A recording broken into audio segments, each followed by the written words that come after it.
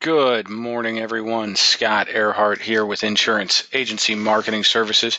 Do want to thank you all very, very much for taking time out of your busy days to join us this morning. I think you will find the time we spend together here very valuable and very poignant in today's marketplace. We are lucky enough to have Mr. Dave Pimper with us today, and he will present to you about 401k and IRA rollover game plans. This is a technique that Dave uses in his daily practice. Dave has been with IAMS for about a decade now and is consistently one of our top producers and one of our sales coaches. So we're very lucky to have him with us. That in mind, Dave will jump in shortly, and before I get Dave on the line, I am going to go through a few housekeeping items and a few introductory slides. First housekeeping item is our phone number. Our phone number here at Insurance Agency Marketing Services is 800-255-5055.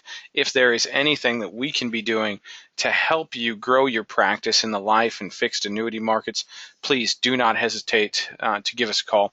We'd absolutely love the opportunity to be working with you. Second housekeeping item are polling questions. Throughout the presentation today, I will launch a polling question or two. These are just yes or no questions.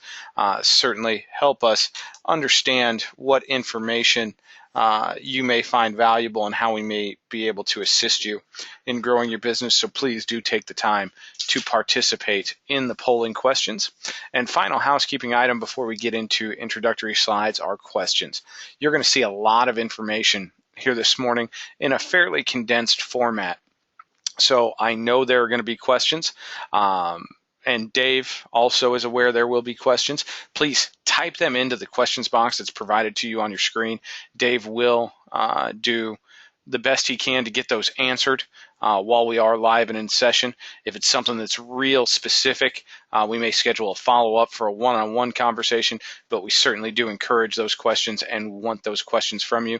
Of course, if there's anything you hear from me that there are questions about, please type those in as well. Certainly would love the opportunity to field those while we are here in session. That being said, let's get into the introductory slides. And Dave, I'm sure, will be joining us shortly, and we'll get it over to him just after that. First slide is our Life and Annuity Academy. In the past, we've held 3 to 4 of these a year. We are going to shake things up a little bit in 2017. I believe we'll have a few more than we've done in the past. With that being said, as I go into some detail about the Life and Annuity Academy, I'm going to launch our first polling question of the day. And what I'm going to ask you in this polling question is if you'd like more information about our academies. Now, this isn't a commitment from you to attend if you click yes. All this is indicating interest. We'll send you out a little bit of information about the academies, and that will also put you onto our interested parties list. The interested parties list is the first list that's contacted when we do have dates and locations. So what we do in our Life and Annuity Academies are traditionally they're going to be a 2.5-day training. What we'll do is more than likely fly you in on a Wednesday or let you drive in on a Wednesday depending on the locale. We'll do an evening session on Wednesday, a full day on Thursday, and then a morning session on Friday. Hopefully have you back out on a plane or in your car by lunchtime, and hopefully have you home in time for dinner Friday night. Now, what we do in our Life and Annuity Academies are we try to make it as marketing and business building centric as possible. This is not a product roadshow, and we don't want it to be. So what we'll do is we'll bring in internal staff from IAMS here, myself, Mark Raymakers, possibly a member of our new business team, possibly, or not possibly, we will certainly have our creative team there as well. And what we'll do is present to you on tools and assistance that we provide to help you see more people and close more sales when you see those people. I will present to you on income riders and placement of income riders, the actual functionality of a rider and where it would be best placed with a client. Many riders differentiate from each other. Some are better in certain scenarios. We'll help you to identify those scenarios and how that may help you to better achieve your client's goals. I'll also give a breakdown on all the volatility indices that we're seeing out there right now, how they work, what they encompass, what the goal of that volatility index truly is, and where it could allow you to show your client some real upside potential in scenarios where it may not work. We certainly want to be cognizant of that as well. Mark Raymakers, our life director, gives some great presentations during our time together. He'll look at utilization of single premium life for wealth transfer and how to best present that so as not to intimidate the client with life insurance. He'll look at IULs and some different concepts with IUL, multi-generational gifting, overfunding for the tax-free retirement. We'll also get into some whole life and some bank on yourself type principles will be available to you. We've got some great presentations that he and I will both show on utilization of fact finders to uncover hidden assets and solutions for those hidden assets. Definitely look at some tools that we make available to you via our website that can streamline the process, and some other tools that we can help you with on the front end of the sale to make sure you're as prepared as possible. As I mentioned, our creative team will be there. You'll meet either Josh or Adam. What they'll present to you on are everything that IAMS Creative can do to help you with your branding and distribution of marketing, and even marketing design here at IAMS, and how we can help you really increase your natural market in your local area. Do some great things there. One thing I do want to mention that I believe makes IAMS very, very unique compared to our competitors out there is you will also meet and be greeted by and have access to Steve Murray and Charles Hiring. They are our executive and ownership team. A lot of places the owners and the executives aren't front and center. One of the great things about IAMS is you will meet these gentlemen, and they truly want to know who you are, how your practice functions, and make sure we are tailoring your experience here at IAMS so that you get the most out of your time that is spent on the phone or in correspondence with us. Now, what I think is the most valuable about our life and annuity academies is we will bring in at least 4 of our sales coaches from throughout the country. To be a sales coach at Insurance Agency Marketing Services, not only do you have to be able to talk the talk to other producers, but you have to be able to walk the walk with your own production. So with that in mind, all of our sales coaches are multiple top producer escape qualifiers. These are gentlemen and ladies that write millions and millions of dollars in premium every year, and they know what they're doing. What they'll present to you is exactly what they do in their daily practice that makes them the top producer, and give you the ability to take that information home with you and apply it into your own practice as you see fit, and hopefully help you take that next step up and reach the goals that you've set for yourself. That being said, I know I've spent quite a bit of time on the Life and Annuity Academy. I'm going to move on here. If you haven't taken the time to just click yes or no on the polling question, we certainly do appreciate everyone's participation there. All right, that poll is closed. Thank you, everyone, for your participation. New producer bonus. For those of you who are new to Insurance Agency Marketing Services, or if this is your first introduction to us here at IAMS, you will be eligible for your new producer bonus. This is all based off of premium written within your first 180 days of being licensed, and you can cash in at any one of these 3 levels. As you can see, at every level, we've got some great options for you. Cash bonuses, business building tools, personal perks, all available to you. Excuse me. With that being said, if you'd like to learn more about how this program works, or if you'd like to know exactly where you stand on new producer bonus qualification, or if you want to have a conversation about what I can be doing to help you make that step up to the level you want to achieve, certainly give me a call here at the office. Love to have that conversation. I mentioned our creative services team earlier when we were talking about the Life and Annuity Academy. Josh and Adam do a fantastic job here in-house, and yes, they are in-house at IAMS every day. All you have to do is call 800-255-5055, and we can get you connected to the creative team. You can see an array of things that we can provide and have provided to our licensed producers. Everything from on the most basic end, building logos and branding solutions, all the way up to television advertising with creation and help with local deployment of that advertising. I know that if you were to compare what you're paying right now with your local PR firm or graphic design firm, and you compare that to what Josh and Adam can do and it would cost you through IAMS Creative, you're going to be pleasantly surprised. You will give up no quality of work, and you will save yourself a lot of dollars. And we save those templates here. We're here to help you when you need them. Again, very, very streamlined process, and these gentlemen are very, very talented at what they do. If you'd like any more information about creative services, feel free to give the office a call or let me know. Certainly we will get that information out to you. This is my favorite slide in any presentation that I give, because all I'm going to talk about for the next couple of minutes is putting dollars back into your pocket.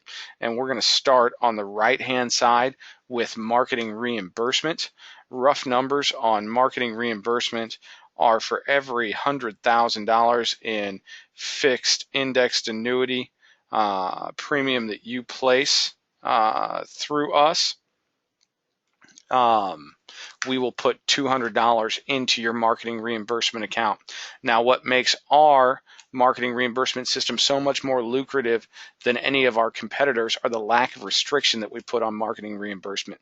We truly believe that marketing reimbursement is your money, and we want to have you utilize it as such. So we will not cap your marketing reimbursement account. We won't tell you how large it can grow. We also will not make you roll out your marketing reimbursement account in any certain time frame. So it doesn't have to be rolled out quarterly, annually, anything like that. You use it when you see fit. Now, what really separates it is the lack of restriction we put on vendors you can choose. Basically, all we want to see is that it was used for a business building expense, for a marketing expense. We're not going to tell you you have to go through this mail house, or you have to use this PR firm or this graphic design team. That's not what we want this to feel like or how we want it to operate. So all we ask that you do is, if you have a relationship that's worked for you in the past, we want you to continue to utilize that relationship. So go out, purchase the marketing that you want to utilize, send us a receipt for it. We'll cut you a check, hopefully that same day, and get it sent back out to you to help you offset that expense. We think it's a great way to show you how we want to partner with you in growing your business, and if we think it's a great way to do so. If you'd like to know how much is in your marketing reimbursement account, or if you'd like to chat about the actual inner workings of the system and how that flows, please give me a call, let me know. We can certainly get all of those questions answered for you. Moving on to the left-hand side of our screen, you're now going to see the referred producer program. What I'll tell you is our side of the business here on the wholesale end of things is really similar to yours out there in the field, in that the best lead we're ever going to receive is a referral from one of our valued clients, or you, our valued producer. With that in mind, we want to make it worth your while to refer individuals to us. So when you refer a producer to Insurance Agency Marketing Services, we are going to give you a $50 check just as a thank you for referring that individual once they pick up any license with Insurance Agency Marketing Services. Now, where the real money comes in is, as your referral writes business, we're going to give you a 20 basis point override on that business. Steve and Charles will cut these checks at minimum quarterly, and I can tell you right now they sign checks for thousands and thousands of dollars every quarter. So it is a very lucrative option for you. If you know of any producers that you believe could benefit from working with insurance agency marketing services, please, in the questions box, type in their name and any contact information you have for them. I will do the best I can to get them recruited over to insurance agency marketing services to join the IAMS family and hopefully get you on the way to earning some referred producer dollars. With that being said, before we move on, I do want to point out one thing about that 20 basis point override. That's all we're talking about here is an override. We are not setting up any type of hierarchy system. So what that means for you, the referring producer, is you are not accepting any liability. Let's say your referral has some business go south 6 months down the road and enters into a chargeback scenario. We're never going to roll that chargeback up to you. We'll handle it internally here at Insurance Agency Marketing Services, just as if it was a producer that we recruited off of a webinar or an email blast that we put out. So there is very, very little liability for you. That being said, I believe Mr. Pimper has just joined us. Dave, can you hear me?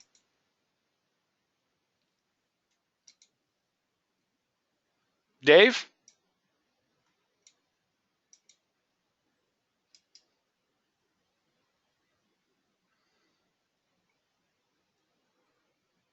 We are waiting on Dave. I can see that he has joined the presentation.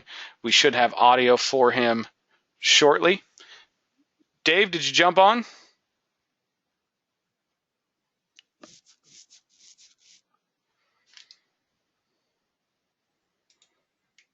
Dave, can you hear us now? Can you hear me? I got you, buddy. I got you. Hey, thanks. Sorry about that. Oh, not a problem. Not a problem. Had a little technical difficulty there. Yeah. Not a problem at all. If you are ready, sir, I believe I am ready to give you control of the presentation. Great. That's wonderful. All right. Give me just one second. Thank you very much. Okay, Scott. You should have control of it now, Dave. Okay, good. Okay, thank you, everybody, for being on the webinar with us today. My name is Dave Pimper. And lots of times when I hear a webinar presenter, seminar presenter, someone that has giving out specific information from expertise, I'm thinking, well, how does that guy have a background to be able to do this? And so let me just tell you real quick, just a little bit about myself. Graduated from University of Nebraska at Lincoln. I'm a Husker fan. We've had not the best teams as of late in football, but they're coming back. But in 1977, my dad was a car dealer, and I went to go in and work with my dad, actually selling cars and some management up until Chrysler took their dive, and that took Dad also. That was 1981. So from 1981 on, I've been in the financial service arena, 3 years with insurance. Then I got into the securities end, and I've worked securities and really fixed and / fixed indexed ever since. So been in the business for 30 plus years. I have a real good feeling from the insurance side, really from the fixed index single premium side, fixed annuities. Those are kind of my three expertises, maybe lean more towards fixed index, and then of course the security side. And I will say this, I've been with the two same broker dealers for 27 years of my 33 or 34 years, so I haven't done a lot of jumping around.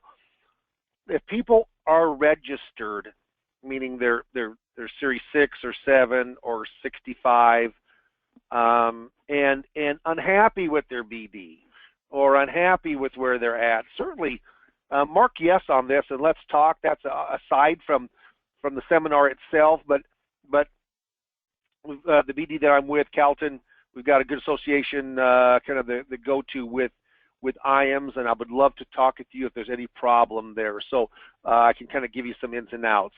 The 401k IRA rollover game plan I put together, and I do all of my coaching through IAMS, the FMO of IAMS, who Scott is, of course, with, and one of the senior people in marketing there. And what happens is that I'm a big believer in marketing the practice. Remember, our business is a pretty simple business. Got to get in front of enough qualified prospects, and then once you're in front of those, then you've got to close X amount of those prospects, and of course it needs to be in their best interest. And one of the things about having the best interest of the client is talking about the fiduciary law with the Department of Labor fiduciary best interest law. I've been really following that like a hawk, and why it affects us in the insurance business is because fixed indexed annuities, even though they are not per se a security free, you don't have to have a securities license. Once the DOL goes through, if it goes through and when it goes through, if it's delayed or if it gets modified, but something's going to happen with this. And fixed indexed annuities, even with the outstanding lawsuits, most likely is going to be under that cover. And when it's under that umbrella, what happens is that the best interest contract exemption will need to be signed. So I have a lot of expertise there. If you've got questions, also mark yes at the end, and we can talk more about that in depth. Okay, enough about me. A little bit about the services. Let's talk about you and how we can increase your production. Seminars is not for everybody. If you cannot public speak, if you don't have enough money for marketing, because we still do conventional of mailing out of 5,000 to 6,000 invites, there's a cost to that. There's several $1,000s of what that's going to cost. We also do Facebook marketing now. We have for the last 6 months or 8 months or so, Facebook marketing. Like I've got a workshop tonight on 401k IRA rollovers. We had a big ice storm up here in Nebraska. We actually had 24 people that were originally signed up, and we're at 19 right now because some of the faint at heart did not want to get out in the ice tonight. We've got another 17 that are lined up for on Thursday night. So we're going to have, we'll probably have around 35 to 40 people. I hope to get 10 to 12 or 10 to 13 appointments from that. I would certainly hope to go in and write at a minimum of $250,000 worth of business and upwards.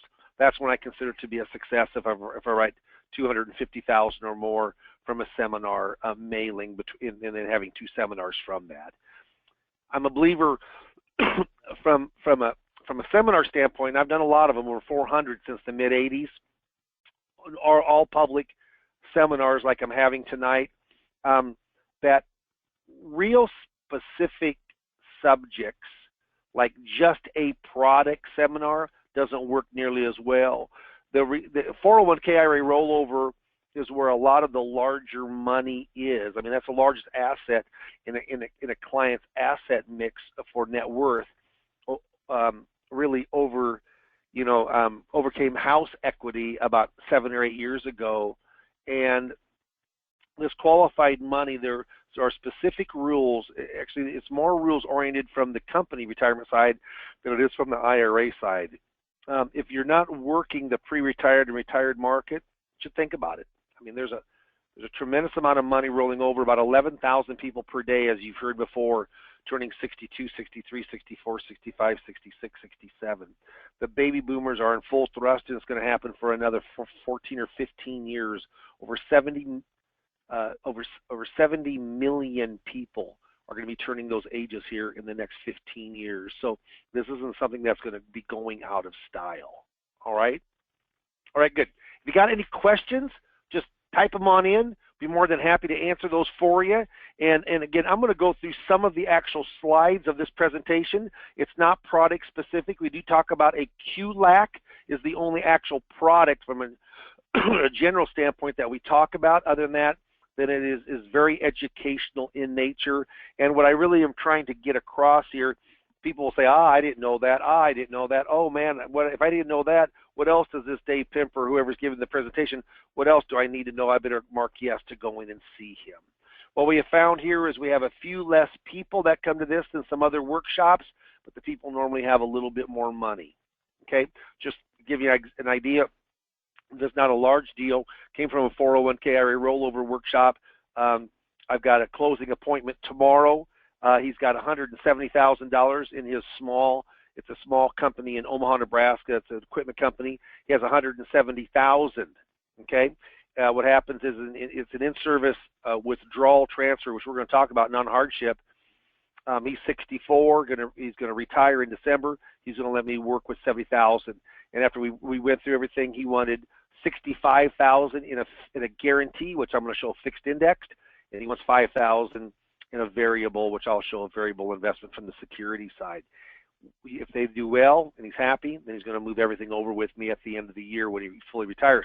The fun thing about this is his wife worked for 40-some years with the U.S. government. Interesting enough, as an IRS agent, she's been to every appointment. She's been very, very nice. And in fact, I think without her, it would be hard for me because he's very skeptical, but she likes me and what I have to say. And she's got $600,000 in that government plan that she said she would be open to let me work with part of all of that if those investments do well. So I certainly hope they do. But that's what the 401 rollover game plan type of seminar, the type of things that can certainly get you in front of people who have monies. Okay, if there's any questions, certainly go in and bring them up to me. Just type them. We got so many people on. We got a ton of people, especially for just after the holiday. We got a lot of people on the line with us from all over the U.S., even one in Alaska. So certainly go in and type in your question, and I'll be happy to answer those. Scott will read it out, and then I will answer those here at the end. All right, here we go. So talking about 401ks and IRA rollovers, I want to go in and just talk about how much do you really know? How much do you really know about this subject, okay? So here, this is the question. The question is, I'll see if this will print up. Here's the first question. You make your initial Roth IRA contribution for the 2015 tax year. You make it on April 15th, okay, of 2016. So that's as late as you can make it is the tax period, okay, for the prior year. How many years do you have to wait to withdraw all of your money out tax-free? Roth IRA, how long do you have to hold it? Write that answer down. If you said 3 years, 8.5 months, you're exactly right. Almost everyone's going to say 5 years if they know that. 5 years. Because you have to hold it for 5 years before it's tax-free. What's interesting is no matter when you put your money in for a Roth contribution, it always backdates to 1/1 of the year you're putting it in for. Always January 1st. If you put it in on April 15th of 2015, January 1 is the start date. If you put it in on April 15th of 2016, the last day, or it could be the 17th, but the last day for contributions for the prior year goes back to 1/1 of the year you're putting it in. Interesting. Hardly anyone knows that.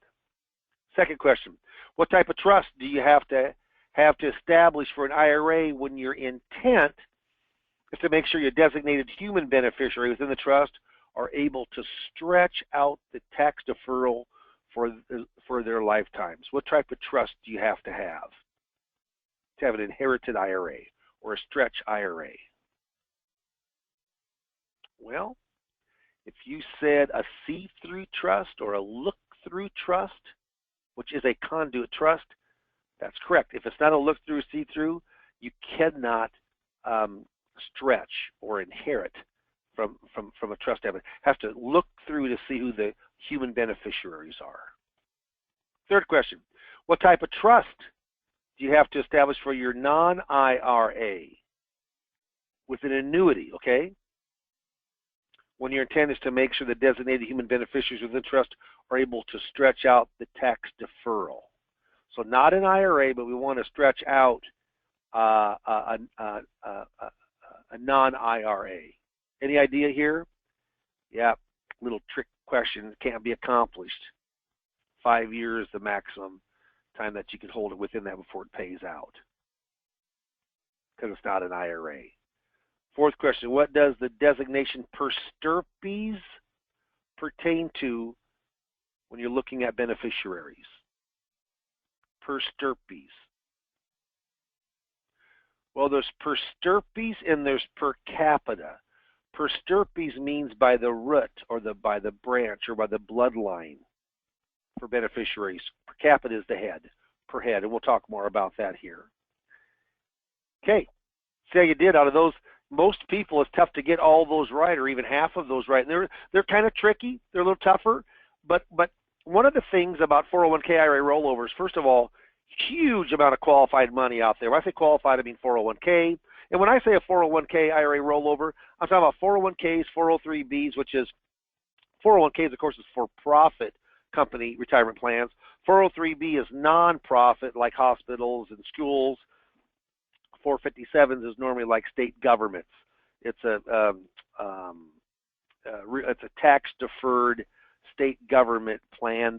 I call those triplets. They're very, very similar with just small differences between the three. Okay? So here's the rollover options, and those are, just to let you know, this is maybe half or 60% of the slides, maybe not even that, but you'll get a feeling of what they look like and kind of the quality of it. So you can do nothing. You can roll it over into a new company retirement plan. You could take a lump sum distribution. There's one specific reason why it could be worthwhile. You could convert to a Roth IRA, or you could roll over or transfer to a traditional IRA. Those 5 things, of those 5, which way do we normally get compensated? Well, from a rollover or a transfer to a traditional IRA. Because if you're insurance licensed only and they need guarantees and it fits them for their best interest, yes, you can show that fixed annuity, that MIGA or the fixed index or the lifetime annuity or a DIA, whatever it happens to be. But that's rolling it over. That's very important, okay? The other 3 or 4 are more service-oriented, maybe not converting it to a Roth, because you can certainly do a Roth within an insurance product annuity. But the others are really more service-oriented, which when you're an agent, you want to get away from really the kind of the product-oriented agent. You want to get much more to the holistic approach. That's what the Department of Labor really wants to see from us, is a holistic financial approach. In fact, almost in all the wording now, you don't even really see sales. But in reality, I love being a professional salesperson. You know, Elizabeth Warren may not really, she truly does believe that if you're selling a financial product, if you're a salesperson, that somehow you probably are doing something that is not on the up and up, which is if she really saw the internal look of our business, she would really understand that isn't the truth. And she's one of the main pushers behind the Department of Labor rule. Okay. So let's go in. For each one of those, and I'm not going to go through a lot on each one because I'm going to go through this pretty quickly, but yeah, you can do nothing. Remember, if you go back to the slide, you look at that, do nothing, and then I'll have something on it. Roll it over to a new company plan, I'll have something on it. Take a lump sum, I'll have something on it. Convert, I'll have something on it. IRA, I'll have something on it. So let's do nothing. So it talks about do nothing. Leave it where it is. You know, first of all, will your existing 401k plan, do they force you to take the money out? Normally, if there's $5,000 and over, they won't. And if you do nothing, your investment's going to stay put. May not be the best thing, but a lot of people do that. It's dormant. Now, let's talk about, and I'm going to go into this a little depth because it's kind of interesting, why leave your investments in your current 401k plan? Most people don't know this, but if you work for, this is just for hypothetical example, if you work for IBM, and you retire after the age of 55, before the age of 59 and a half, it always used to be if you took money out of that IBM company plan after 55 and before 59 and a half, the 59 and a half rule, you'd have to pay 10% penalty for an early withdrawal. Not now. It's probably been 10, 12 years ago. They came in, the regulators, the government regulators came in and said that if you retire or get fired or whatever it be, but your company plan stays intact, you can take out any amount of money that you want to. It's taxed, but there's no 10% penalty. A lot of people don't know that. Other considerations, ERISA, creditor protection under federal law. Yeah, if you're considering bankruptcy, there's a large suit. It's quite hard to get to 401ks. In some states, it's just as hard to get to your IRAs, but there's normally a little more protection under a 401k plan.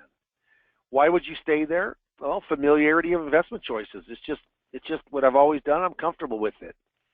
The company plan may offer lower fees than alternative choices. So if you're going from funds to funds, lots of times those are institutional funds, mutual funds within the 401k. That isn't you're going to have a retail fund normally if you go outside because of the large amount of money that's within that 401k. But how about if you move it to a fixed indexed annuity or fixed annuity? What type of internal charges do you have there? Zero. You have a surrender charge, and you've got a specific interest rate or a cap, but no, you have no internal fees. Okay, so it's quite competitive. It's just an easier choice to leave it with your company. No decision has to be made now. Maybe not the right thing to do, but a lot of people do it. So what regulators, whether you're in the securities business or whether you're in the insurance business, what regulators want to see, they want to see where you've got a educational bent to the presentation. They want to see where it's from kind of a holistic general view looking down. They don't want any specific recommendations. So there's words you don't say when you're in a seminar. You don't. And you really shouldn't say them one-on-one either, unless you can contractually back it. That's the word "I will guarantee." Yeah, there's no way you can lose money. You know what? If you say that, is there any way you can lose money with a fixed annuity or a fixed indexed annuity? Well, of course there is. How about MVA goes against you, market value adjustment? Huh? How about if you surrender early? That could go against you, huh? What happens if the insurance company, doesn't happen very often at all, but what happens if the insurance company goes bankrupt? Huh? Yeah. So I'm just saying, you normally need to hedge your language of not having absolutes. All, never, always, every time, no doubt.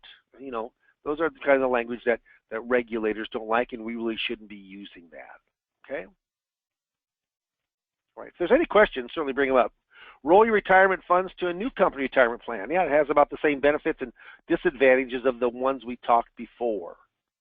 Okay? If you need to get loans, you can't do it from an IRA, can you? Keep it in the 401k.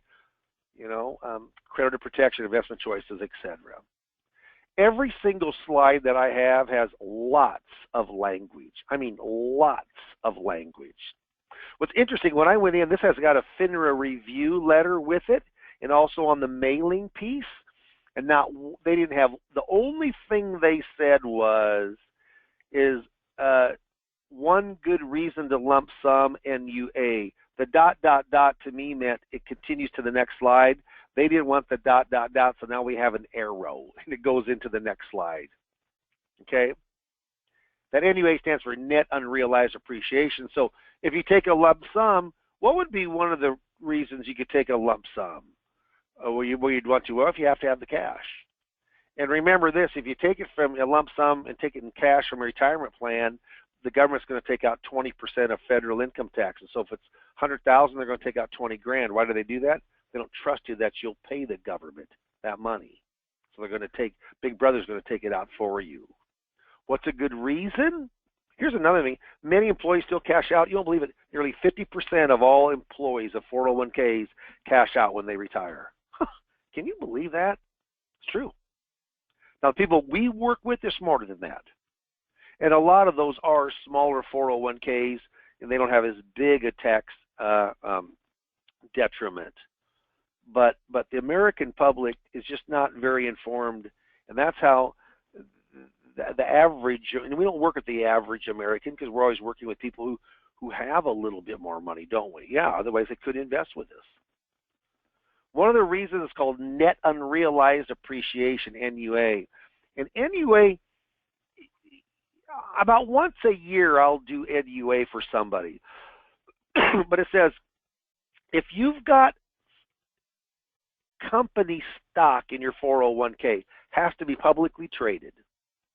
IBM, Kellogg's, Valmont, Hormel, Berkshire, those are all companies in Nebraska. Union Pacific, all those are companies in Nebraska that are company stock that are well known, okay? So this is how it works. Let's say that you've got $300,000 in your retirement plan at work, and $100,000 of that is in the company stock that's publicly traded that you work for, i.e., you work for Kellogg's. You've got Kellogg's public stock. You've got $100,000 in Kellogg stock and $200,000 in mutual funds. Well, that Kellogg stock, you've been gathering it through the last 25, 30 years of work. So what happens is that $100,000 really only has a cost basis of 25 grand. 75,000 have been appreciated. 25 grand is your cost basis. With net unrealized depreciation, you take everything out by the end of the year. So when you start it, you got to take out, but you move over the 200,000. Let's say you move that into a fixed indexed annuity, or if you're securities licensed, you move it into a fee-based separate managed account or mutual funds, whatever, variable annuity, whatever it is. The other 100,000, you're going to save them some taxes, and here's how you do it. You take out the 100,000 and you take it and you transfer it, not rolling it over because it's no longer qualified money. You transfer it into a single or joint account in yours and or your wife's name. It goes into a single account. Now it could be a single trust account also, but a single account, a taxable account. Now, when you do that, you look at the cost basis of the stock that you move, that $100,000 worth of stock. The cost basis is $25,000. You pay ordinary income tax on $25,000. The other $75,000 of appreciation, you pay it at long-term capital gains rates.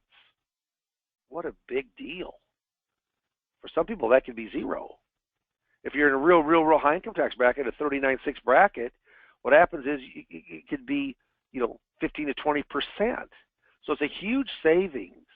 So what makes net unrealized appreciation work? If you've got highly appreciated stock, company stock, that's publicly traded of who you work for.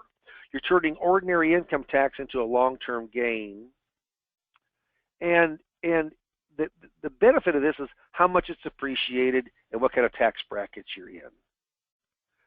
Now, do I do a lot of those? No. But what happens is when you're saying this in front of a group, they're going, I never heard about NUA, net unrealized appreciation. If I haven't heard about this, I wonder what else Dave Pimper has, or whoever's giving that presentation. I wonder what else that they have that I might benefit from.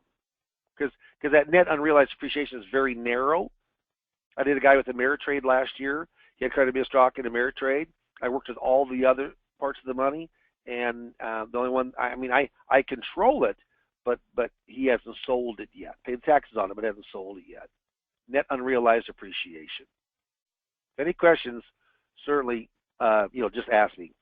I have some of those. I have about 5 of those throughout the presentation, 4 or 5. It says experience is a good school, but the fees are high. Do not make a mistake when you're working with retirement plans because it can be very, very costly. Now, I'm going to go through the rest of those pretty quickly just to kind of give you an idea of what they look like. Remember, every single slide has a lot of language on it. And the language is, believe me, the language is it's very, very good language. I'm patting myself on the back a little bit. But what happens is that also you get a video, it's a professionally taped video of myself giving the 401k IRA rollover presentation, okay? I just have a fellow that I'm just working with right now, an old timer, and he walks every morning and is in his car quite a bit for appointments, and he had it turned into an audio, but mine is a video of myself presenting it. You get that, we do that through a YouTube private site, and you can watch that over and over and over again to get you an idea of what to say, okay? So we talk about Roth and talk about the 5-year holding rule, but actually now we know it can be as little as 3 years, 8.5 months, can it? There's no required minimum distributions, spousal privilege, no RMDs until it goes into the children or further from that. Yeah, it's a tax-free account versus when you take it out a taxable account. Talks about Roth converting, what's the ins and outs of Roth converting, okay? Now, recharacterizing a Roth called the OOPS rule. Yeah, you can do it to October the 15th of the year that you converted your Roth. Why would you do it? Maybe you just change your mind. Maybe you're going to convert 100,000 and at the time 35,000 taxes didn't seem like a lot. And right now, with that new addition that your wife did to the kitchen, you don't have the money. Now you just say, hey, I don't want to convert. You have April the 15th of the year following. Another reason is that if your client had something that depreciated a lot in the time period. For example, maybe a couple of years ago it was oil stocks. Wanted to convert 100,000, paying taxes on 100, and a year's time that oil was worth 50,000. Well, you recharacterize it. Now, as long as you wait 30 days or until January 1 of the next year, whichever's later, you can recharacterize that exact same money, but with a lot less cost basis if it's depreciated in value. So most of the time, you know, people aren't going to convert, but it's nice that you can just redo, and I call that the oops rule. Now, how do you move your 401k to an IRA? This is key because this is how we go and normally get compensated for great advice. And to have more options or different options, yeah, indirect rollovers versus direct rollovers. Direct rollovers and transfers are called custodian to custodian or trustee to trustee. Indirect rollovers where you actually get the check and the check is made out to you. You got 60 days to roll it over. If you take it from a company retirement plan, they're going to take out 20% of it for taxes. If you want to make it up, it's got to come out of savings. Well, if you're rolling over 300,000, yeah, I mean, you got to come up with 60,000 bucks out of savings to make it right because they've taken that much out. So we don't hardly ever recommend to have the check made out to you. Also, in 2015, they enacted a one rollover per all of your IRAs in a 365-day period in a one-year period, not calendar year, but in a fiscal year. So what happens is that you've got to be very, very careful that you do things right. You know what? If you do that second IRA rollover, no matter how small it was or big it was, both of them are taxed at 100%. Horrific. A horrific penalty. So you want to do it correctly, no doubt about it. Right. If there's any questions whatsoever, certainly bring them all up. You know, I'd love to answer those for you. So here it talks about directly rolling over or transferring. That's called a custodian to custodian or trustee to trustee. When you're using the words custodian, trustee, that's just like lawyer, attorney. They're synonyms, okay? But there's no 60-day rule because it goes automatically.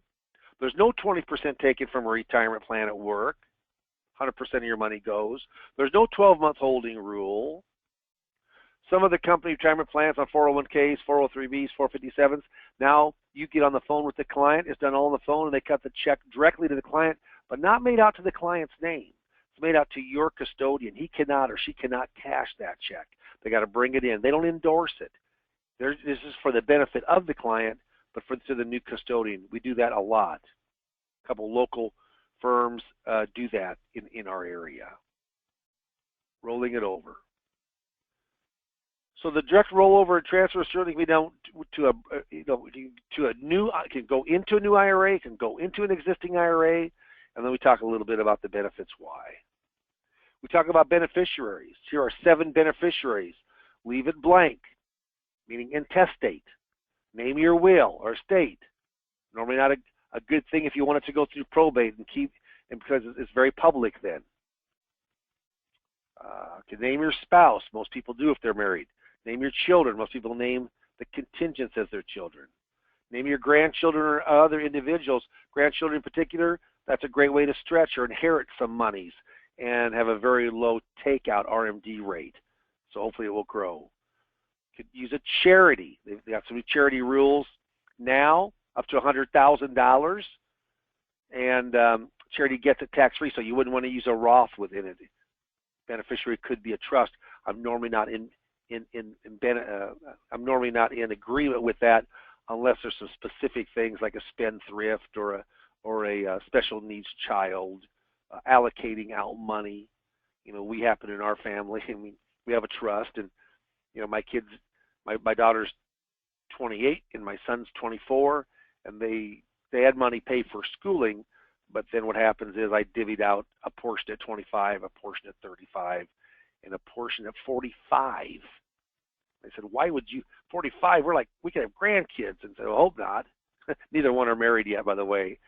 But my daughter in particular said, you're kidding me. And I said, well, I'm hopefully not going to die. You'll be 45 and I'll still be living, and Mom will too. But I just know that kids at age of 20s and 30s probably wouldn't use this money as they would over the age of 45. So I have to use a trust for that. Henny Youngman, I've got all the money I'll ever need if I die by 4 o'clock. Hope that doesn't happen to you. Stretching, we talk about inherited IRAs, stretch IRAs, that's a synonym. We talk about beneficiaries, designated, and separate account rule. Separate account rule is just remember if you've got two beneficiaries, they're always going to use the older beneficiary, they being the government. There's always going to be more RMD money coming out for the younger. You can separate those two accounts. Okay? Not all custodians will do that, so you've got to ask that ahead of time. Just naming your estate or your will basic guarantees it's going to go through probate. I always say if it goes through probate, you probably need a lawyer. If you need a lawyer, they probably charge per minute. And everybody starts laughing. And I'll say, you know, most people, you want to have a human, a heartbeat beneficiary. Normally that is a better thing. Properly title your inherited IRA. I mean, no, remember all of those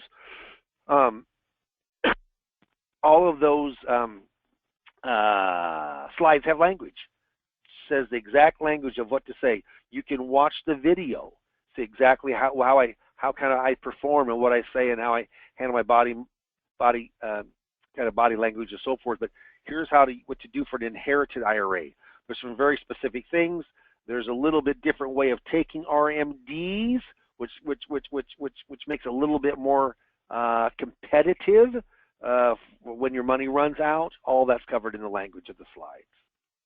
Per capita, per head, per stirpes, per bloodline. You know, if you have it per stirpes, let's say that you've got a son that passed and there wasn't a change in the if you have per stirpes down there, then what happens is that all that money wouldn't go to the wife and to their children. It would go down through just to your children. It bypass the wife. It goes down to the bloodline of the person. So, you know, there's per stirpes, there's per capita, per head. If the person died, then it would go to the other side, 100% of that. So there's a little more into it on that. Talk about transfer on deaths, which is a non-IRA, a way to put a beneficiary, and why it's a worthwhile to do that. Required minimum distributions we talk about at the age 70.5. We talked a little bit about that. Oh, you know what? I don't know why I'm going back through those. Let's see here. So maybe I'm doing the wrong way. I'm sorry. There. Well, I don't know. I don't know why it is. I apologize. Let me get back to where. Yeah. So anyway, so then I talk about, a lot of people won't have a background on Social Security, but I will say this: Social Security, if you don't have a background, you may want to take this slide out. But I like the idea of saying, you know, that remember Social Security, there's three important dates: 62 when you have to take at a delayed amount, or excuse me, at a reduced amount. 70 is the last time that you're forced to take unless you just want to lose the benefit. And then there's a middle time period, which is called full retirement age or nominal retirement age, a normal retirement age. What happens is if you wait longer, then it grows. 66, if you're born from 1943 to 1954, 66 is the full retirement age. And so what happens is you're guaranteed 8% a year simple with COLAs to grow. And where can you get a guaranteed 8% by the government of lifetime income with COLAs, with spousal benefits, with divorce benefits, marriage benefits, etc.? You can't. So it may be worthwhile to take your money at 65, 6, or 7 from your retirement plan. You're going to have to at 70.5 anyway because RMDs. Why not take your money there? You can't get a guaranteed 8%. You might make more, you might make less. But let your Social Security grow. Take from your retirement plans and your investments for income, and then turn it on at 70 years of age. That's maximizing or optimizing Social Security. I've had lots of people come in just on this slide alone. And if you don't have a real background on Social Security, I also coach Social Security claiming workshops too. Which one's better? I've been doing 2 401ks and 1 social, 2 401ks and 1 social. And then I've got an old throwback called 8 Potential Mistakes Retirees Make of Their Money. That's also all available through the IAMS seminar series. All right. And then closing, I say there's a lot to think about, a lot of information, a lot of rules and regulations. I talk about that there's the evaluation sheet. And right here, I'll say, hey, I have the dates marked. I got the times marked. I want a commitment. Here's what I want. And once they mark yes or no, then you're picking those sheets up. You only give them 5 minutes after you're done. And then I always say to people, hey, put a daytime phone number so when I call you, or my assistant Craig or my assistant Amy, that's what we do. You may do it on your own when you call. Please put a phone number where you're available. I mean, I'm really busy. I know you guys are busy. I don't want to play phone tag. Please try to get right back in touch. I kind of want to make sure they know it's important. Okay? And then I do my promise, leave your checkbook at home. I'll uncover one financial problem and give you an idea of how to correct that. And then, I'll say, what are your best rollover options for your company retirement plan? If you don't know that, you might want to mark yes, and I make a check mark with my hand, for that evaluation form. Could a Roth conversion benefit me? If you haven't done that, maybe you need to look into it. How do I complement Social Security in my 401k? I do. I have an expertise in Social Security. If you bone up on that or you know that, how do you complement it? If you don't really know, if you're coming up with Social Security, I always tell people if they come with Social Security, and I'll do a maximization report for them.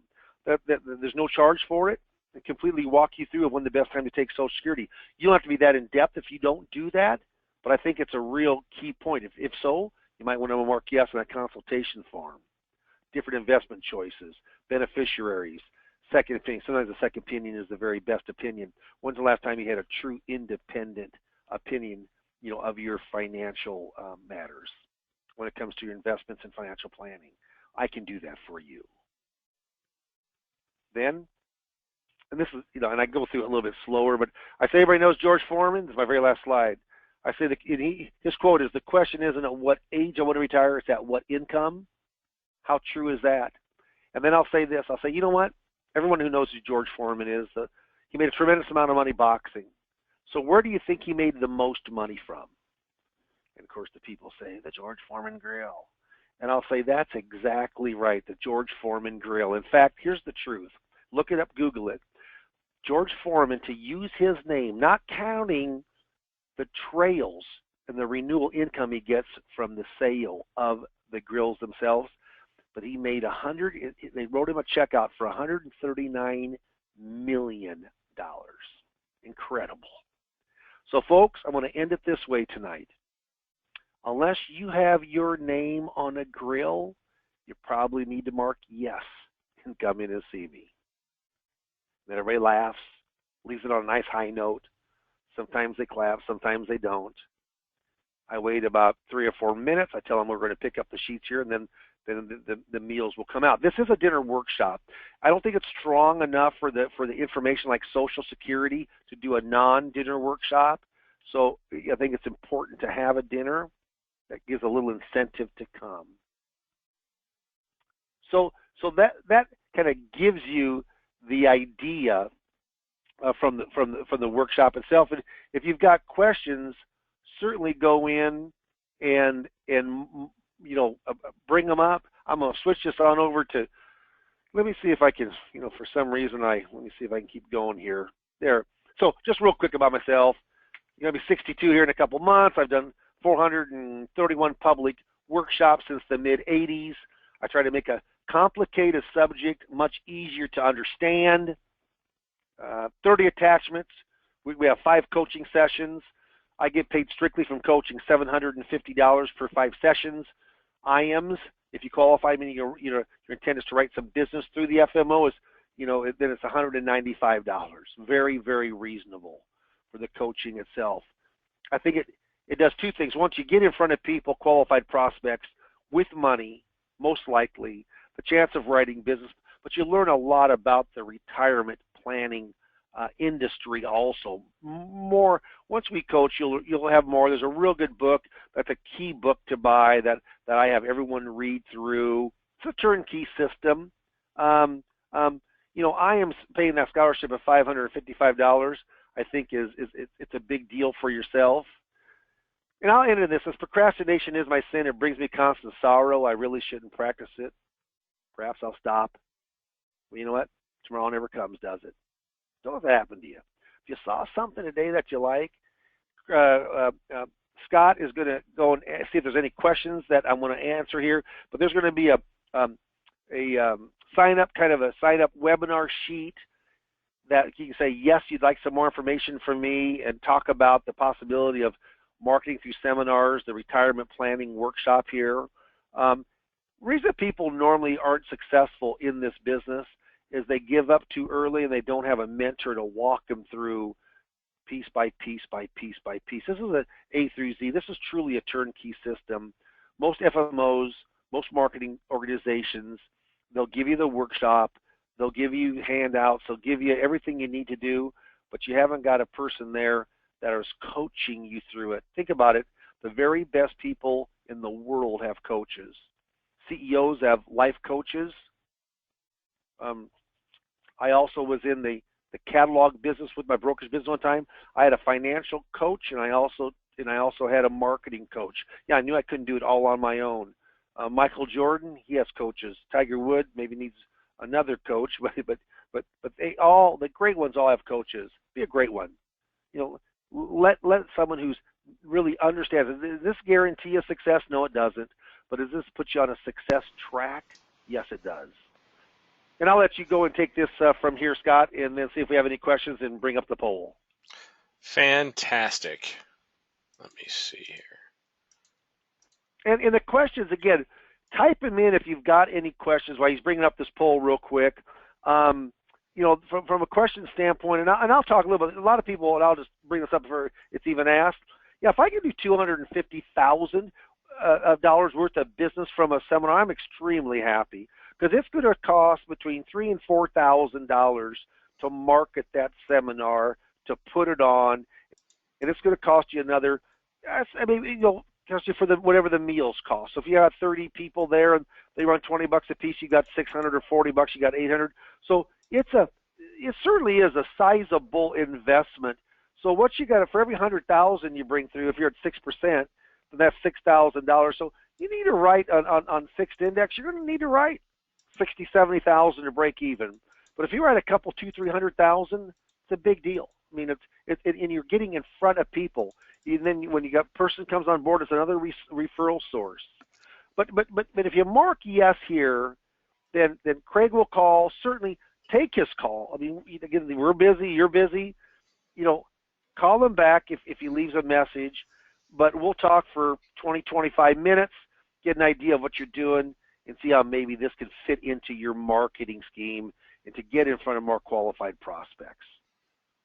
Scott, is there any questions at all? We do have a couple questions that came in, and just a quick note before I get into those questions for you, Dave. That poll is now up and live on your screen. So if you saw anything of interest to you today, please click yes. Have that conversation with Dave. Again, no obligation to that conversation, but Dave would certainly love to chat with you about what Lazarus Coaching may be able to do to help you grow your business. So please do click yes if you saw any information of interest to you today.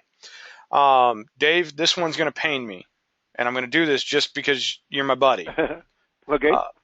The first thing that came in was during your introduction, and it is not a question, more so as a comment, and I'll do it out of respect for the questionnaire. It says, "Go Huskers."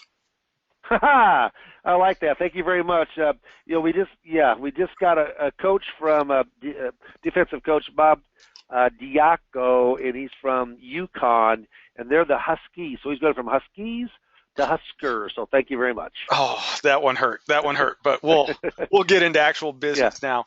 First question that came in, Dave. Do you need a Series 6 to present this type of information? Not at all. Not a bit. I would say, because more people through IAMS, and I do everything proprietary through which Scott, of course, is one of the seniors there with Insurance Agency Marketing Services, the marketing firm, the FMO or IMO, NMO, however you want to say it. No, absolutely. I would say 70%, maybe 75% are just insurance license that show this, and the other 25% would be some kind of securities RIA, like a 65 or 6 or 7, 63, etc. So no problem on which just insurance license. Fantastic. I think I've got a bit of a role-playing question that came in, and to the questionnaire, if I'm not interpreting this correctly, please, when we follow up, let me know. We'll get you the answer. All right. But this sounds like a client objection to the planning techniques, saying that my future tax bracket will be less because I won't be working. How would you handle that if you can get into all that, Dave? Well, here's what I do. I set the tone. So normally when I go up and and somewhere in the presentation I'll say, let me get a raise of hands here. I'm not trying to lead anybody. I don't want the honest truth, but I want people think where people's feelings are and emotions are, thoughts are of where taxation for income taxes, where it's going to be in the years to come. So let's say 10 years down the road, whether it be a Republican or a Democrat or an independent, but let's say that whoever the Congress in the House is, but let's just say that the question is, how many people here think that in the future income taxes, the amount of income taxes that you pay will be lower? And I'll tell you right now, I do this almost every workshop. How many people raise their hand? No one. How many people here think that income tax rates down the road will be higher? Now, I raise my hand, and I'm telling you, everyone raises their hand. Yeah. So that's what I say. So I say, well, so what happens is when you hear that you're going to be making less money and taxation will be lower when you retire, that could happen. But I will just tell you something. The trend for income taxes is going up, not going down. So I would tread lightly. That's what I say. Great response. Great response. Way to head that off. So hopefully hopefully we interpreted that question right, and hopefully Dave's response there, gets that question answered. And I'll piggyback on Dave. I've had the pleasure to sit in on one or two of Dave's seminars over the years, and he does ask that question, and every hand in the room goes up when it says, "Will income tax be higher?" So that's that is a tried and true statement right there. Looks like we've got one more question that came in as of yet. Dave, are IRA and 401ks, are they protected from an IRS tax lien? The 401k, and again, that's done. Remember, this is done. ERISA is done really state by state by state. But in general, you have to find out what your state looks at. 401ks, even in a bankruptcy, 401ks can't be touched. And like in Nebraska, IRAs have a little teeny window, but basically it's hard for them to touch in Nebraska. But that isn't the way it is all states. On just a general standpoint of looking down 3,000 feet, company retirement plans, whether it be liens or bankruptcy, lawsuits, the 401ks are, not talking about quadros, a qualified domestic order. That's different on a divorce, but I'm talking about on just getting that money. Very hard to do in a 401k. Could be easier in your state from the IRA standpoint. Absolutely. Great answer there. That being said, Dave, that's going to bring us to the end of our questions here. So before we close down the poll or anything of that nature, any final words you'd have for the group, sir? Well, thank you very much for being on the webinar today with me. I appreciate it. My name is Dave Pimper, Lazarus Coaching, just like the biblical Lazarus. And the reason I came up with that name was because I hope that I can bring a agent's production back to life. And that's how I came up with that kind of slogan. I've done this for a long time. Marketing is really a mainstay, kind of marketing and compliance. Interesting, kind of strange bedfellows, but they certainly can work together, and they need to work together for the best interest of the client. I'd love to talk with you, kind of get you started back on the right track for 2017 with hopefully honest personal production. We could up that for you. Absolutely. Dave, thank you again for your time. And as we go to sign off here, I will leave that poll open just a little bit longer. So please, if you haven't taken the time to click yes or no, please do so now. I do want to thank Dave for his time. I know Dave's production has been through the roof lately, so we appreciate you taking time out of your busy day, Dave. Yeah. To everyone that joined us, I know an hour out of your day is an hour where you're not on the phone prospecting or meeting with clients, so we greatly appreciate you giving us your time. That being said, go out, have a great sales day, everyone, and we look forward to speaking with you in the very near future. Okay, thank you very much, everybody. Have a very productive week. Bye-bye.